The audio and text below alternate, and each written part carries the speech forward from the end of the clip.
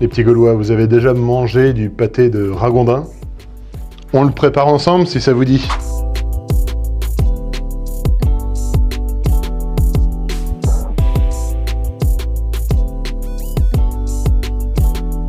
Ok, les ingrédients. On va commencer évidemment avec du maigre de cochon. Ensuite, il vous faut du gras et pas n'importe lequel. On prend de la gorge de cochon. Et évidemment, la viande principale, il vous faut de la viande de ragondin. Petit moyen mémotechnique, il faut se souvenir que la moitié de la viande contenue dans la recette doit être l'animal dont on veut faire un pâté. Donc moi, pour le ragondin, j'ai quasiment 1 kg de ragondin. Et après, l'autre moitié doit être séparée en deux entre le gras de cochon et le maigre de cochon. Donc j'ai 500 g de gras de cochon et 500 g de maigre de cochon. Ce que je dis, c'est pas une vérité générale, c'est quelque chose qu'on retrouve assez globalement dans les recettes, mais il y a autant de pâtés que de faiseurs de pâtés. Ensuite, on va les hacher. Moi, je vais le faire dans un hachoir électrique, mais vous pouvez utiliser un hachoir manuel aussi. Mais si vous avez ni hachoir électrique ni hachoir manuel, vous pouvez utiliser votre couteau de cuisine simplement pour le hacher finement.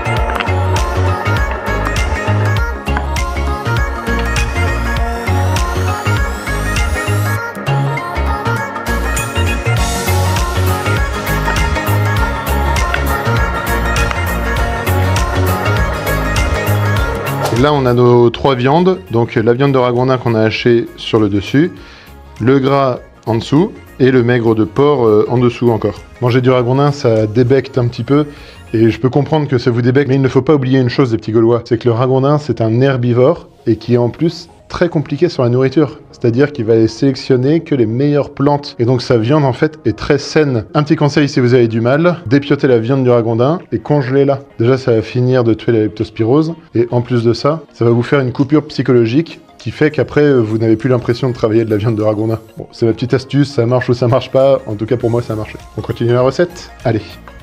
Pour compléter la recette, les condiments, c'est vraiment comme vous voulez. Moi, j'ai pris du romarin, un petit peu de fine de Bretagne, c'est du lambic, en fait c'est du calvados mais fait en Bretagne.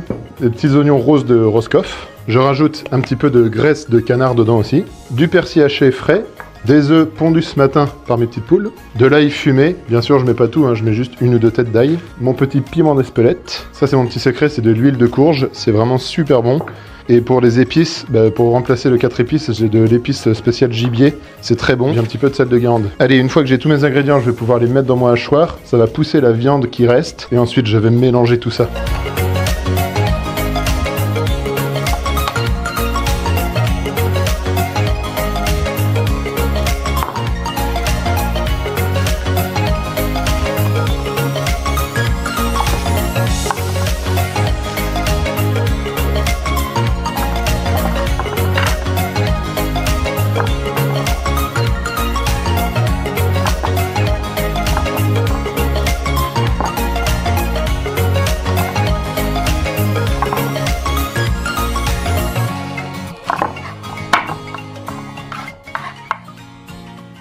L'ail fumé, c'est vraiment un de mes ingrédients préférés.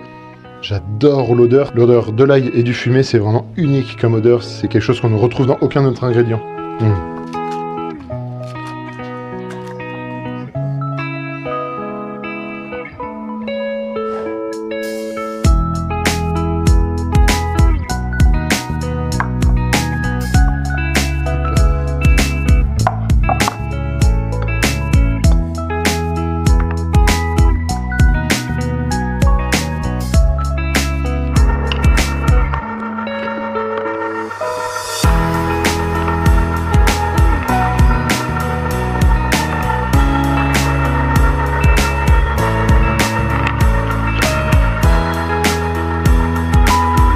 Et la petite astuce à ce stade-là, c'est de rajouter 2 tranches de pain de mie pour venir pousser tout ce qu'il y a dans le tube du hachoir.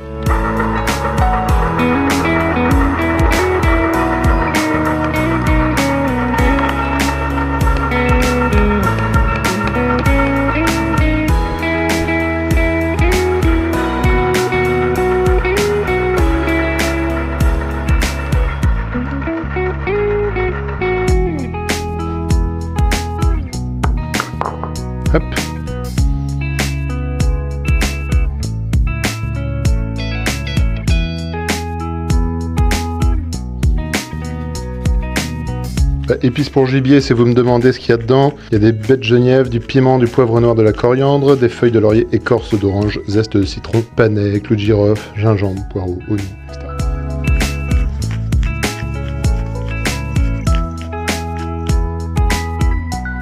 Lambig.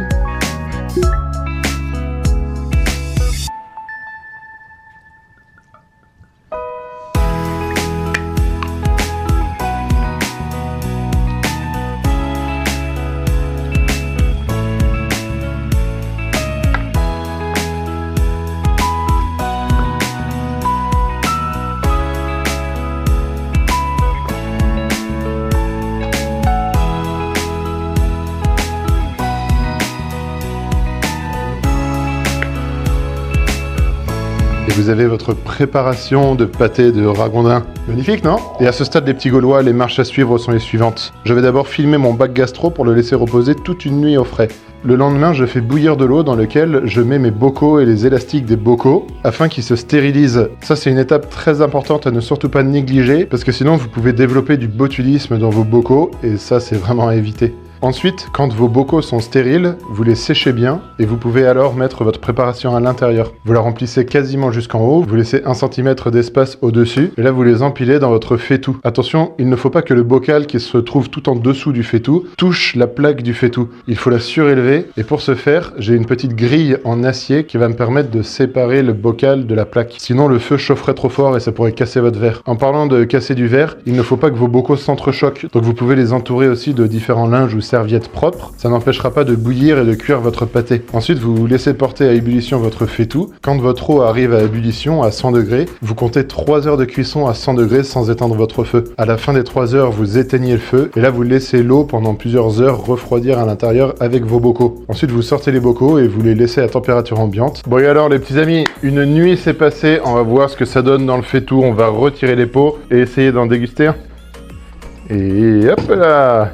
On peut voir qu'une couche de gras s'est formée au-dessus. C'est parce que pour procéder à la stérilisation, il y a un effet de mise sous vide qui aspire légèrement l'air contenu dans les bocaux pendant l'ébullition. Et donc dans l'air qui sort de chaque bocal, il y a un petit peu de gras. Si vous avez par contre une grosse pellicule de gras à la surface, c'est que vous avez un pot qui a cédé. Hop. Et maintenant, on va voir ce qu'il y a dedans. Donc dans mon pot, je vois qu'il y a beaucoup de liquide. C'est tout le gras, la graisse de canard notamment. Là, c'est encore un peu chaud, donc tout est liquide. Mais je vais les laisser reposer au frais. Il faut que tout se fige. Et vraiment, pour une meilleure sensation de goût et de texture, il faut attendre 1 semaine que tout se gélifie bien à l'intérieur. Et là, la petite astuce pour vérifier si votre stérilisation a bien fonctionné. Vous ouvrez le capuchon. Et là, ça ne doit pas s'ouvrir. Ça doit rester complètement collé. Hop, on referme et on va mettre tout ça au frais, les petits Gaulois. Du coup, on se retrouve ici au bord d'un carrelet avec les copains. Salut les copains. L'idée, on va leur faire goûter le pâté, on va voir s'ils aiment ça. Bon alors, qui veut ouvrir ce pâté? Comme tu veux essayer? Allez, je m'en charge.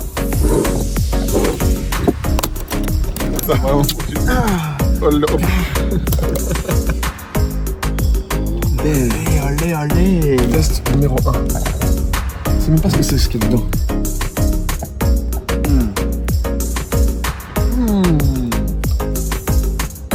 L'objectif, c'est de deviner à quoi le pâté est, ok?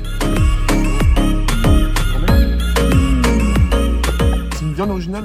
Ouais, c'est une viande originale. C'est du ragondin. Exactement, c'est ragondin. quoi t'as dit? Ragondin. Ah, c'est bon, franchement. T'aimes bien le ragondin, alors? Il fallait le trouver, le ragondin. Honnêtement, pas facile, mais une fois qu'on l'a, c'est un peu délicat en bouche. Ouais, ça peut être une filière qui se lance, qui se structure, je pense. C'est important, ça. C'est quand même une texture un peu originale. Hein. Je suis sûr qu'on n'a jamais mangé ça. Mais c'est vraiment goûtu. Après, j'ai l'impression que c'est bien assaisonné. Je sais pas ce que t'as mis dedans. T'as des herbes, des épices. À la vôtre, les petits Gaulois. C'est vrai que c'est pas mauvais. Je pense que l'assaisonnement y est pour beaucoup, mais ça reste très fin comme pâté. Bon, on va finir cette soirée avec le carlet, on va pêcher, mais ça c'est autre chose, et ce sera peut-être l'occasion de faire une nouvelle vidéo. Salut les petits Gaulois.